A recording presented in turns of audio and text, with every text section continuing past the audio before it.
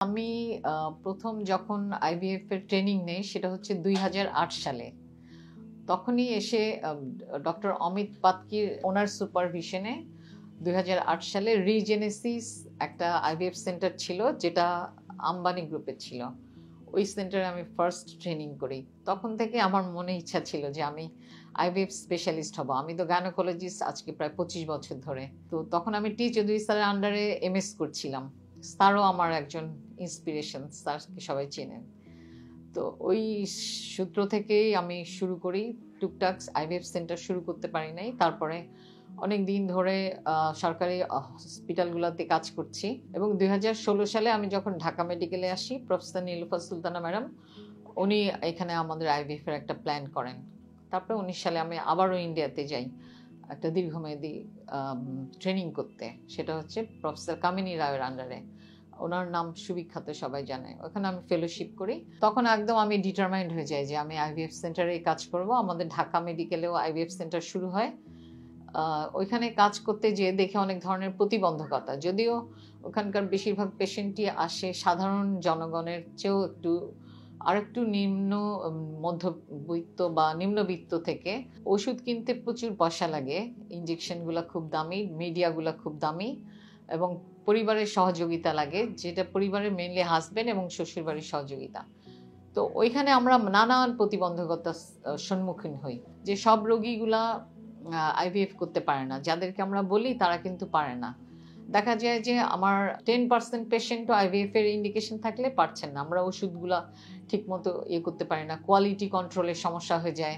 তারপর একটা যন্ত্র নষ্ট হয়ে যাওয়ার পর সেটা ঠিক করতে আমাদের ৬ মাস ১ বছর লেগে যায়। আমাদের যে পেশেন্টগুলা ছিল, যারা অপেক্ষমান ছিলেন পরবর্তী আইভিএফ সাইকেলের জন্য, তারা আসতে পারলেন না। ওই এমব্রায়োলজিস্টের সমস্যাটাও একটা খুব গুরুতর সমস্যা ছিল। আমাদের ঢাকা মেডিকেলে এমব্রায়োলজিস্ট নাই।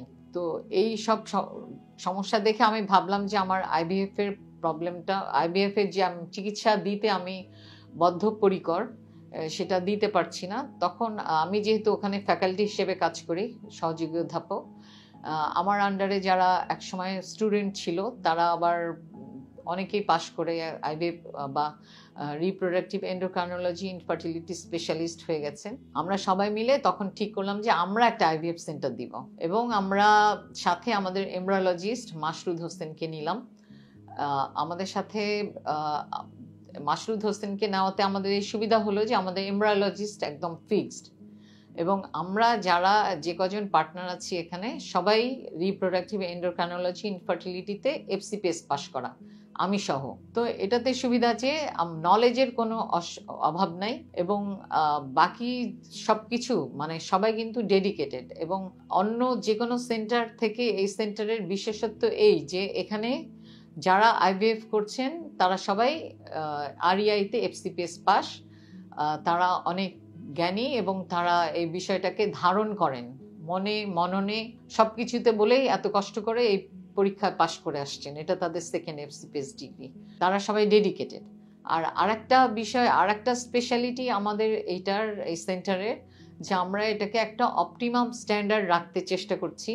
আমাদের এখানে এমব্রায়োলজিরই কাজ করেন। এমব্রায়োলজিস্ট কিন্তু সে ইউরোলজিস্ট বা অ্যান্ড্রোলজিস্টের কাজ করে না। এখানে আমাদের ডাক্তার মাহফুজুর রহমান সাগর আছেন, উনি এই ছোট অপারেশনগুলো করেন। এছাড়া আরও ২-৩ জন আছেন, ওনারা এখানে রেগুলার বসেন। মেল পেশেন্টগুলো দেখার জন্য আমাদের সুবিধা, যে মেল পেশেন্ট কিন্তু শুধু করলেই হয় না, তাদেরকে দেখতেও হয় ফিমেল পেশেন্টের মতন। এই সব কিছু মিলিয়ে আমি ভাবলাম যে একটা স্ট্যান্ডার্ড এমন একটা সেন্টার করি, যে সেন্টারে একই সাথে সবাই স্ট্যান্ডার্ড ট্রিটমেন্টটা পাবে।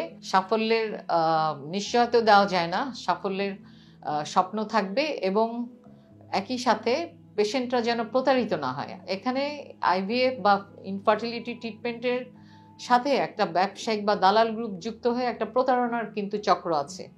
আমরা চেয়েছি যে মানুষকে আমরা যতখানি পারি সজাগ করব, অ্যাওয়ারনেস ডেভেলপ করব, এবং তারা যেন একটা ভালো সেন্টারে এসে ভালো চিকিৎসা পেয়ে সফল হতে পারেন, সে বিষয়ে আমরা তাদেরকে সাহায্য করতে পারি। এটাই আমার উদ্দেশ্য ছিল।